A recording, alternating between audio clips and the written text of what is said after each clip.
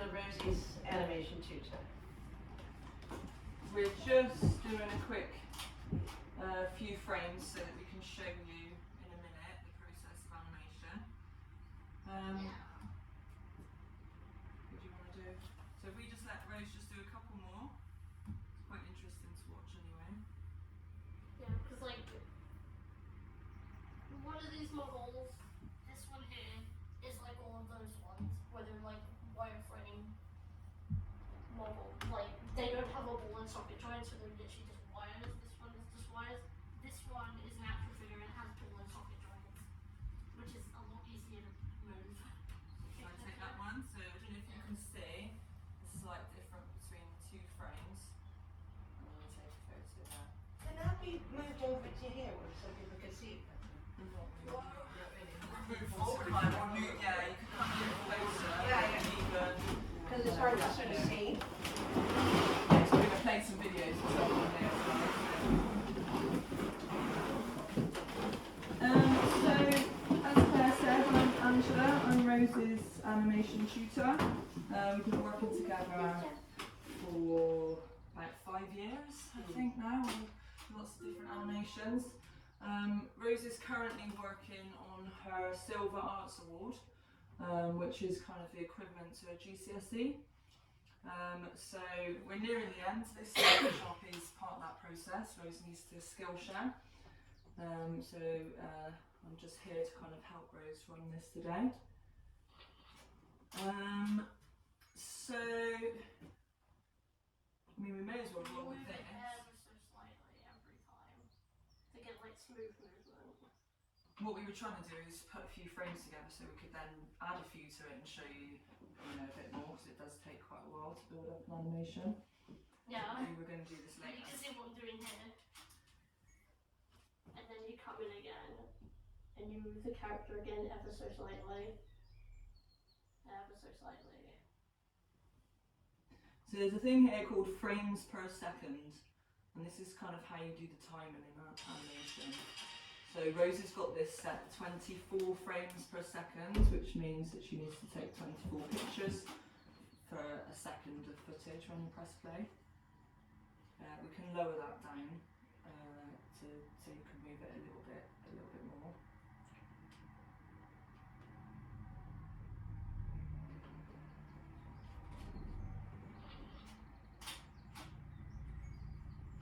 Ready for me to press play? So I mean this, I think I will set this a bit lower because we haven't got that many frames. So we've got about a second of footage.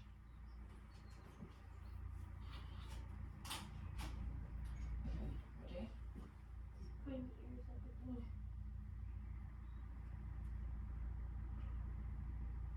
Is the model stuck to the base? Is it glued? It's not glued. It has these models. They have a piece of metal in the bottom of their feet. So then when we have like these ridiculously powerful magnets underneath, they'll just stick to the stage. So it'll keep them in place so they don't do the sliding thing. It's kind of practice to stick down anything that you don't want to move. So anything on the set that's not going to be moving in that scene needs to be stuck down, because it's really easy to accidentally knock things and impossible to get them back.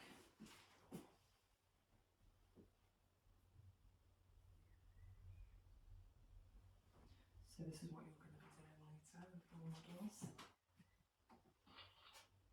Right, so is that alright? Should we press play on that? Yeah. Goes like that. So that is, what was that, 16 photos. Can I see Rose? I can't see. So you can see it's quite a timely process. Just to do that small bit, it took that amount of time. And that's not like 24 frames per second, is it? No, I slowed that down to 12 actually, so that's half. Yeah, so it'd be like 24 frames per second and it'd be even slower. The more frames, the smoother the animation. Yeah, and the slower it would be for the animation. Did you want to talk a little bit about timing? Because you were saying to me earlier about if you move the character smaller on your animations. Yeah, like how I did with that. If you're like, so like if you were to character like this, like just barely, so it looks like you didn't even move it at all, like fractionally moved it. And you just continue doing that, it'll have like really smooth, slow movement. But if you were to continuously do it like more movement like that, more so you can actually see its movement, then the movement will be faster. So you need to kind of work that out, because if you've got a fast moving object, you need to kind of think about that if you want something to be really slow. So you put that into your movements rather than play with the frame rate. Yeah. So Rose, would you like to share the project that you were working on for your Silver Arts Award? Yes. So we called This it is the Tree storyboard Sapling. for Tree Sapling, as you see. It starts off with a beautiful nature scene and this girl that sat in a tree. And then we get kind of a close-up of the girl. And it's not shown in the storyboard, but it's implied because in the next frame here, on the next like thing here, it looks like she's like stood on the ground. So I'm just kind of like, with those two bits here, I'm guesstimating, like I'm guessing that what I meant by doing that is that she sat up in a tree, but then she looks like she's still on the ground, so she probably jumps out of the tree, so we probably see her jump out of the tree somehow. So it basically goes along with that, and then it looks like she's in the same kind of position, but she's holding something this time, and the background has changed. So, also again with another thing with the storyboard, is that with the storyboard, if your character is set in a scene, and they're still in that scene, and like they're not in a different like background or anything like that, draw the background in the storyboard. You draw the background in the storyboard once, and if they are not moving, from the scene or anything like that, or if there's not a different camera angle or anything like that, you don't need to draw the scene every single time. If it's literally just them standing in the same place but in different positions.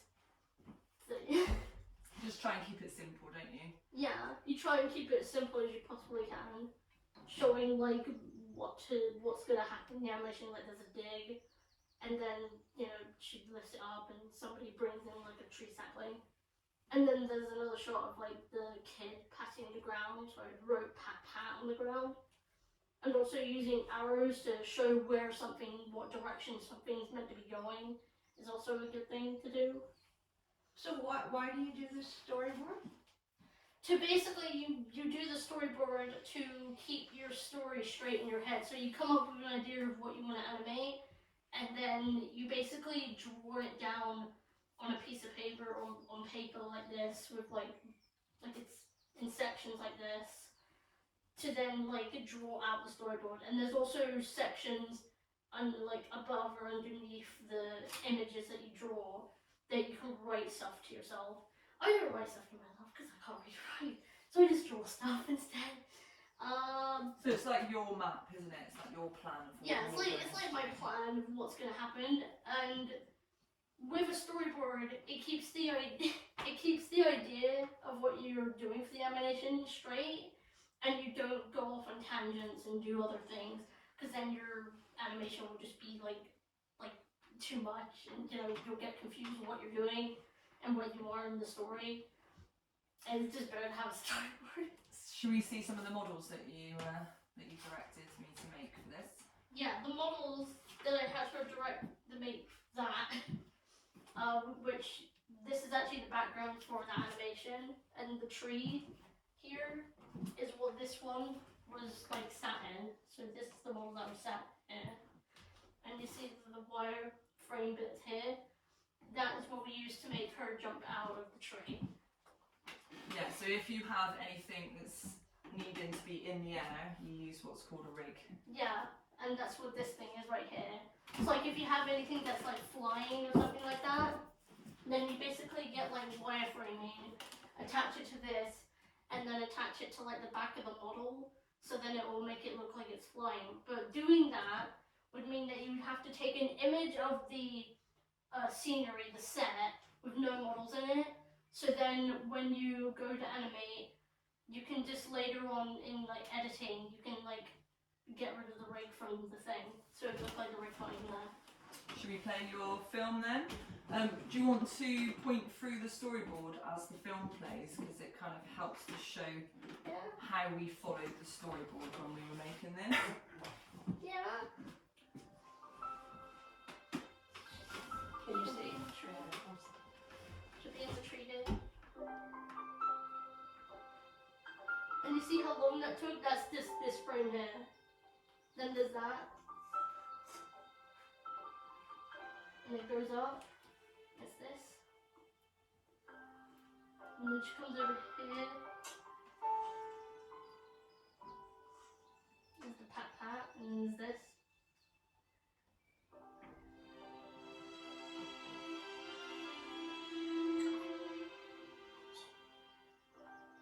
And then basically, I didn't bother drawing this again because they basically just look back at them.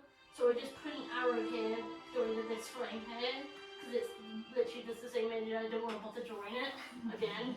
Do you always do a story? And then I did the black at the end to show it fades out. So that's like your guide for the film. Yeah. Okay. This is the shortest storyboard I ever made, but the animation isn't that short. Right. It's not as short as like it looks in the storyboard. So also, part of this... It's a lot easier when they don't have character expressions or eyes or mouths. Oh yeah, that was a choice that Rose made so that more people could kind of Can we see them identify with close up? them. So they could be anybody. Pass one round. And also why Yeah. we did some different skin tones so Here more we people go. can identify. So these were I made don't know if from you want. All the inclusive. yes, definitely. Yeah, they're From basically little just mannequins. dolls' clothes. They're You really know, just dolls. there were the drawing figures that Yeah, you could buy. they're like drawing mannequins. So like like the wooden mannequins they can pose and then you can like draw to or whatever like that. They're literally just the drawing mannequins, but they have wireframing in their like the wooden arms and stuff like that. In the joint. Yeah, Yeah, where the it's elbow up to should them. be. She had to completely like massacre the drawing mannequin to put the wireframe in. We tried without, didn't we? And they're really Yeah, they're springy. really springy and they just like you move it like that and it'll just spring back and it's like why? So you took them all apart. Yeah, so Rose Yeah, so I made can her. have a smoother like movement with them. They were still kind of difficult to animate, but yeah. You When know, you this- moved it, it went. There's a certain amount of angst, Yeah, they are there. And we also brought a proper kind of ball and socket armature. Yeah. We haven't this used one. it for anything in particular, but that is the kind of armature you find. This is the proper one that would be used for like actual animations and stuff like that. So what do you cover it with stuff, do you? Yeah, you cover it with stuff and things like that. Okay. That is still quite a clumsy example because it's got really big joints. So Yeah. would you put plasticine on that, right? Real ones, like the proper ones, would have like really small ball and socket joints. Would they? Yeah. Tiny. They'd be tiny. What size are the actual models that they use? Like as big as it like Yeah, the that's proper what ones are I like as mean. big as like a doll. Yeah. Yeah. You know, it's these quite things are massive. tiny. Yeah. They're like they're just tiny. Yeah. It's almost like stupid to make them that tiny. Yeah, you're kind of making it harder for yourself. You either make it as big as like a doll like this. But a set Or would be the bigger. size of this room, though. Oh The sets no, are the sets would Easily be as 2 big as 3 like times this room. Yeah. yeah, Those are massive. they wouldn't be as big as this So room. you're- They'd be bigger. Would you say your models kind of fit your stage? Yeah, the models fit my size. I mean, lazy option, just buy action figures. Yeah. Because like action, like the action figures, especially the FNAF ones, they have like these. They have kind of like a ball and socket joint thing, where they're like. So it's like this, Yeah. where you know it's literally just. They could come off. It's basically a cup, and then the other arm It's the socket.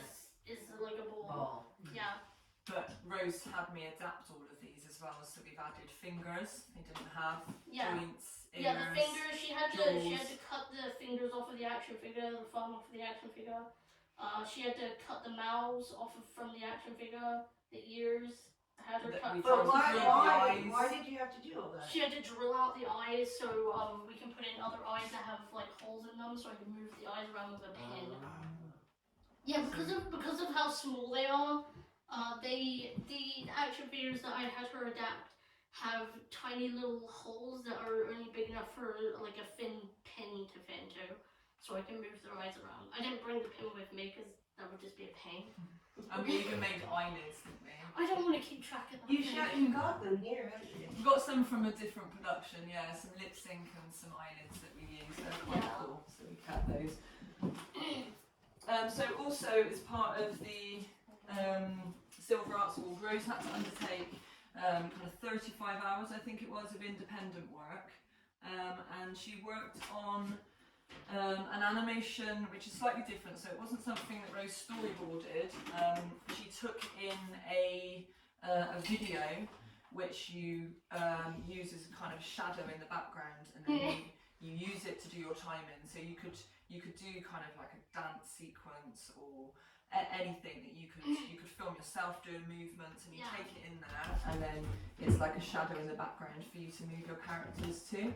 Yeah, So or that's lip what sync this too. one is. Yeah, because Rose, could you say, because you didn't, your characters weren't shadowed, the movements weren't shadowed, it was just No, the lips. So the things that I basically copied from this person's animation was the mouth opening and closing. That's the only thing that I mimicked like as best as I could.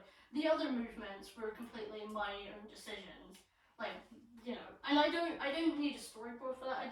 I don't feel like I need a storyboard to do that because in some way the shadowing of like following something's movements or following something's mouth movement is a storyboard on its own, because you can just follow what it's doing. Right. So we uploaded this one to Rose's YouTube channel, and it has had nearly 5,000 views. So it's doing really well, and her channel is growing. It was with She's this got one over. and the other one's partner, the front end ready.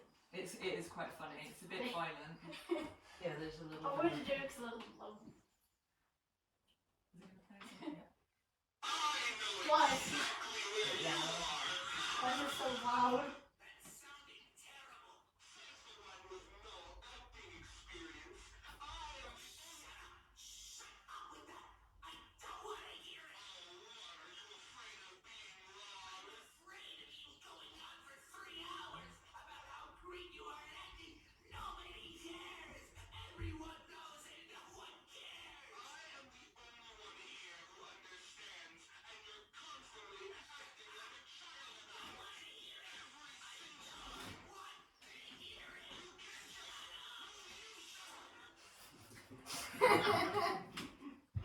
It's funny. I didn't make the audio, and the thing that I shadowed off of wasn't my animation, but I did ask permission to use their animation to like shadow it and stuff like that, and I asked, you know, the person that made the audio in the first place, and they said, yeah, I have it. It's just funny. Yeah, it is. Everyone like makes that So animation. that was kind of audio. like another technique of how you modeled your animation by using the shadow, Yeah. or like the onion skin. Yeah. Yeah. Cool. Very cool. So we've got some cards so that we can direct you to Rose's channel. Do you want to give them out? That's because we will upload your animation there after we've finished editing it. Okay. So you can go Thanks, on to dear. there to find it. Pass them down. Thank you. And there's a little QR code on there that takes you straight to the channel. You just had these made, haven't you, Rose? Yeah, and if you can scan it with your phone, the QR code, it'll take you straight to my channel. Handy. But yeah, we are going to upload your animation there. So do you want to explain a little bit about what we're going to be doing today? Today we are basically going to be making our own models and like or covering those models, those rigs there. They're not rigs, the wire armatures there, and animating with those things or making your own thing or whatever. Maybe a slow worm, a snake, a deer, fox, whatever. Things like that, like stuff that's at like Carrymore and things like that. But if you don't want to touch the icky thing, because I personally hate touching the icky stuff, because they're all Because the wireframe stuff they've been used. They get a bit The sticky. armatures are a bit sticky. Yeah, they Right. have like tape and other things on them. And Yeah. they're just a bit icky. I don't like touching stuff like that. So if you don't like touching like icky stuff like that, you can go ahead and like if you want to, you can animate with the doll's hair. Not those two, but like the human dolls. Yeah. You can animate with those things. So that you could use these. So you They're could not sticky. just to have a go. Those things aren't sticky. They have like fabric over the top. Yeah. Stuff. Yeah, we passed it around. Yeah. Yeah. So maybe if someone's in a hurry as well, and they just want to have a quick go, they could use those. Yeah. Yeah, Cool. they can. Don't know where the big one's gone. The big one's being held by Angela. Yeah, I've got it here. So I think that kind of covers it all. I mean, we did talk about kind of what goes into doing an animation. You know, there's a lot that you kind of don't think of. So you've got to obviously have the idea, you've got to storyboard it, you've got to Yeah. plan where your camera work, you might have to Yeah. do scripts. Yeah, also in a storyboard, you will also have, like, if there's a different camera angle change, you might want to draw the background to show which way the character is actually facing relative to the backdrop. So, like, if you just draw the character in a certain, like, without drawing the background, you won't know where the character will be standing in the scene. Yeah, so you So think it's about important to draw the backdrop if there's like different camera pans or different angles and stuff like that. Look at a character, so then you see what's in the background. Can I ask you something though? What is it that you like about doing this? I don't know. Honestly, I don't know. I find it relaxing. Like I don't know. I don't know. Yeah, no, relaxing. That's a good reason. I also don't know how I'm able to do any of this. I have no patience whatsoever. How long did it take to make? I know you say in seconds, but how long did it take from So when you the started? the to one do that the level? last one we showed, the argument one, was And no, the 35 other one hours. where she jumped out of the tree and planted a plant. I'd say around the same, so about 35 hours of actual Yeah, weeks worth. animating and Yeah. and For like for a couple of weeks. yeah, over a Like few an weeks. animation, It's a like a long professional time, could yeah. take like a professional animation could potentially take like a couple of weeks. Years. Yeah, so the big movies. I just wonder Depends on how what we're show going it to do is. any animation. Yeah, if it's like a movie, it could take Yeah. years. to Years, make. yeah. You'll be surprised what you can achieve. Yeah. Well, it In a can few take hours. like maybe weeks to make like one scene in Yeah. like a professional like movie. Like a scene that's like switching between two different characters talking or whatever, that can take like weeks. Yeah, so a professional Potentially. animator must produce about 5 seconds a day to be on a production. Yeah. So it's quite painstaking. How long was that thing we watched then? Something that was The tree one, 30 seconds. yeah, it's not very long, is it? I It's don't not know what the very time of that. I know the FNAF one, the argument was 966 photographs. And that was how many seconds? Don't know. What do you reckon? It's a fair chunk, that one. Yeah. 24. Yeah, so 24 frames per we second. filmed it at a rate of 24 frames a second. Yeah, so the Do movie the was maths on smooth. that then? I mean, 24's in 966. What, Yeah. 45 A lot of by 4. photos. No, that was- Like there's so many photos just to That's how many make the seconds character it is. look alive and like they actually are, 40 seconds. you know, real. To like give the immersion that this is an actual real character that's moving and has a life of its own and, you know, has thoughts and feelings and stuff like that. It takes a lot of pictures to make that happen. So yeah, so when you're doing a production, you have to obviously design and make the characters, the sets, the props. You have to light it. You have to Yeah. think about your timing. You then have to edit and add sound. Yeah, you've got to think There's a- about all of that, the lighting, all that. So Rose does all that with her projects. Yeah. Yeah. A team of So we've got the background, we've got the, Yeah. I have no we've got the clue what I models. do. Yeah. I Give animate you a bit of a head myself. Are you ready to try it? Yeah, well, yeah, that's it. Because there's a couple that need to leave a little bit earlier. Is it I alright? can animate with those dolls. Yeah? Yeah. Would you like to We're have a just go? not animating with I these mean, you things. can do These are something my quite friends. simple if you just wanted to Yeah, kind you of can't. pass the scene They snake. can't. They can't touch They these. can use these. They're